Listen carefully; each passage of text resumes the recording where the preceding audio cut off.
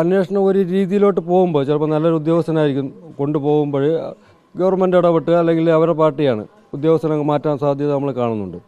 ആദ്യം അവനെ പാർട്ടിക്കാരനാക്കി, പിന്നെ ഒരു പെണ്ണ് കേസിൽ ഉൾപ്പെടുത്താൻ നോക്കി, അതൊന്നും രണ്ടും നടന്നില്ല. ഇപ്പം അടുത്ത വാദം സിദ്ധാർത്ഥിന് മാറിപ്പോയെന്ന് വിളിച്ച വഴിക്ക് കിട്ടിയിട്ടില്ല, കിട്ടിയവനെ തട്ടി എന്നുള്ള രീതിയിലാണ് അവർ പോയത്. ലാസ്റ്റ് അവനെ കൊണ്ട് തീവ്രവാദിയാക്കും. അതാ ചെയ്യാൻ പോകുന്നത്. SFIയുടെ നേതാക്കന്മാരായി ഈ 5 പേരും, ബാക്കിയുള്ള അനുയായികളാണ്. പോലീസ് അന്വേഷണം ഇപ്പോൾ 18ഓളം പ്രതികളെ പിടിച്ചു കഴിഞ്ഞു. അവരുടെ ചോദ്യം ചെയ്യൽ തുടരുകയാണ്. ഈ അന്വേഷണത്തിൽ തൃപ്തരാണ്. ഇപ്പോൾ സുരേഷ് ഗോപി വന്നപ്പോഴും പറഞ്ഞത് ഒരു CBI അന്വേഷണം അല്ലെങ്കിൽ ജുഡീഷ്യൽ അന്വേഷണം വേണമെന്നുള്ളൊരു ആവശ്യമാണ്. അങ്ങനെ ഒരു ആവശ്യമുണ്ടോ കുടുംബത്തിൽ? ഇനി അങ്ങനെ ആവശ്യപ്പെട്ടേ പറ്റുള്ളൂ. കാര്യം എന്ന് പറഞ്ഞാൽ നമുക്ക് അന്വേഷിക്കുന്ന ഉദ്യോഗസ്ഥരെല്ലാവരും മിടുക്കരായിരിക്കും കേരളത്തിലുള്ള, ശരിയാണ്. പക്ഷേ അന്വേഷണത്തിൽ ഒരു തലത്തിലോട്ട് എത്തുമ്പോൾ അവർ സമ്മർദ്ദത്തിലോട്ട് പോകും. കാര്യം എന്ന് പറഞ്ഞാൽ ഭരിക്കുന്ന പാർട്ടി അതാണ്, ചെയ്ത പാർട്ടി അതാണ്. അതുകൊണ്ട് അവർക്ക് നിഷ്പക്ഷമായി പിന്നെ നിൽക്കാൻ പറ്റില്ല. കുറച്ച് ലാസ്റ്റ് സ്റ്റേജിലോട്ട് പോകുമ്പോൾ ഇത് അട്ടിമറിക്കപ്പെടും എന്ന് ഞാൻ വിശ്വസിക്കുന്നു. അല്ല, ഉദ്യോഗസ്ഥനെ സംശയിക്കുന്നതല്ല. അവസാനം ചിലപ്പോൾ പെട്ടെന്ന് നല്ല രീതിയിൽ കൊണ്ടുപോകുന്ന ഉദ്യോഗസ്ഥനെ പെട്ടെന്ന് സ്ഥലം മാറ്റാം, അല്ലെങ്കിൽ അന്വേഷണം മാറ്റി കൊടുത്ത് വേറൊരാൾക്ക് കൊടുക്കാം. ഇതെല്ലാം സംഭവിക്കാം. നമ്മളിതെല്ലാം മനസ്സിലാക്കിക്കൊണ്ടിരിക്കുക. അല്ല, ഉദ്യോഗസ്ഥനെ നമ്മൾ തെറ്റി പറയുന്നതല്ല.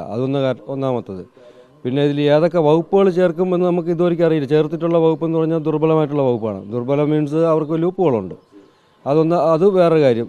പിന്നെ അവർ നമുക്ക് തോന്നുന്നു എല്ലാവരെയും ചോദ്യം ചെയ്തിട്ട് ചിലപ്പോൾ ഏതെങ്കിലും വകുപ്പുകൾ ചേർക്കുമോ, അവരെ ശക്തമായ വകുപ്പുകൾ ചേർക്കുമോ ഇല്ലയെന്നറിയില്ല. ചേർത്താൽ പോലും ഒരു അന്വേഷണം ഒരു രീതിയിലോട്ട് പോകുമ്പോൾ ചിലപ്പോൾ നല്ലൊരു ഉദ്യോഗസ്ഥനായിരിക്കും കൊണ്ടുപോകുമ്പോൾ ഗവൺമെൻറ് ഇടപെട്ട് അല്ലെങ്കിൽ അവരുടെ പാർട്ടിയാണ് ഉദ്യോഗസ്ഥനെ മാറ്റാൻ സാധ്യത നമ്മൾ കാണുന്നുണ്ട്.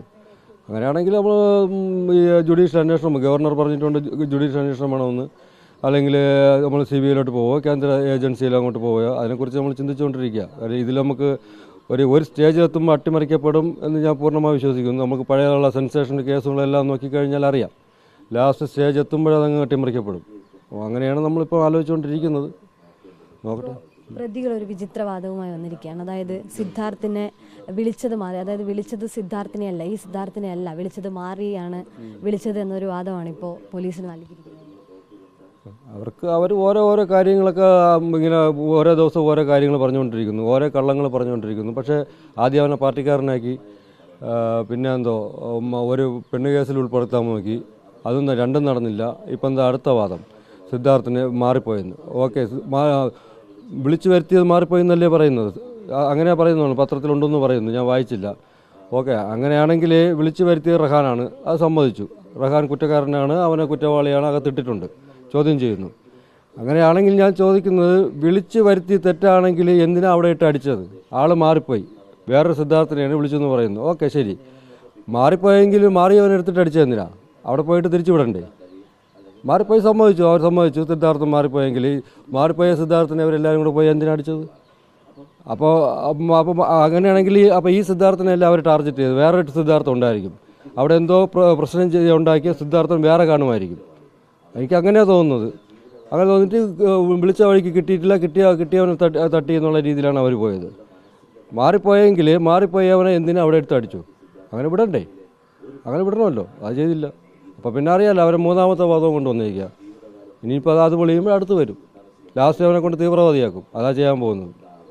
ഇപ്പോൾ ഈ വയനാട് ജില്ലാ സെക്രട്ടറി അടക്കം പറയുന്നത് ഇപ്പോൾ 18 പ്രതികളിൽ 5 പേർ മാത്രമാണ് SFI. പക്ഷേ ഇവിടെ ഒരു രാഷ്ട്രീയ മുതലെടുപ്പ് നടക്കുകയാണ്. CPM സംരക്ഷിക്കാനുള്ളൊരു ശ്രമം നടത്തുന്നില്ല. അങ്ങനെയുള്ളൊരു കാര്യങ്ങളാണ് ഇപ്പോൾ CPM നേതൃത്വം പറയുന്നത്. അങ്ങനെയല്ല, 5 പേര് മാത്രം SFI എന്നല്ല, ഈ 5 പേര് മാത്രമാണ് SFIയുടെ നേതാക്കൾ. SFIയുടെ നേതാക്കന്മാരായി ഈ 5 പേരും, ബാക്കിയുള്ള അനുയായികളാണ്. അപ്പോൾ അനുയായികൾ SFIയുടെ പ്രവർത്തകരല്ല എന്ന് പറയുമ്പോഴേ ബാക്കിയുള്ളവർക്ക് സമ്മതിച്ചു കൊടുത്തേ പറ്റുള്ളൂ. ഇനി അതാണ് സ്ഥാപിക്കണമെങ്കിൽ അവിടെ ചെന്നിട്ട് അവർ മെമ്പർഷിപ്പ് നോക്കണം. മെമ്പർഷിപ്പ് എടുത്തിട്ടുണ്ട്, അവർ പാർട്ടിക്കാരാണ്, അതെല്ലാം ചെക്ക് ചെയ്യണം. അതെല്ലാം ചെക്ക് ചെയ്യുന്നത് നമ്മൾ ചെന്ന് ചോദിച്ചു കഴിഞ്ഞാൽ അവർക്ക് ചെക്ക് ചെയ്യാൻ പറ്റുമോ? ഇല്ല, ചിലപ്പോൾ പോലീസ് അവിടെ പോയി കഴിഞ്ഞാൽ നിങ്ങൾക്ക് മെമ്പർഷിപ്പ് ഉണ്ടാകുന്ന ചോദിക്കുമ്പോൾ അവർ മെമ്പർഷിപ്പ് കാണിച്ചു കൊടുക്കും. ആ മെമ്പർഷിപ്പ് ബുക്ക് തന്നെ അവരെടുത്ത് കളയും, അത് കത്തിച്ച് കളയും. എന്നിട്ട് പറയും നമുക്കുള്ള ആളല്ല. ഈ 5 പേരെന്ന് പറയുന്നത്, ഈ 5 പേര് അവർക്ക് സമ്മതിച്ചേ പറ്റുള്ളൂ. 5 പേര് അവിടുത്തെ ഭാരവാഹികളാണ്. ഈ ഭാരവാഹികൾ നമ്മളല്ലെന്ന് അവർക്ക് പറയാൻ പറ്റില്ല. ഈ കുറ്റം ചെയ്ത ക്രിമിനലുകളെല്ലാം, ഈ കൊല ചെയ്ത ക്രിമിനലുകളെല്ലാം ഭാരവാഹികളാണ്. ബാക്കിയുള്ളവർ എല്ലാവരും അനുഭാവികൾ എന്നല്ല, പ്രവർത്തകർ. അവർ പറയും ഞാൻ പ്രവർത്തകരല്ല, നിങ്ങൾ തെളിയിക്കാൻ പറ്റുമോ? എങ്ങനെ തെളിയിക്കും?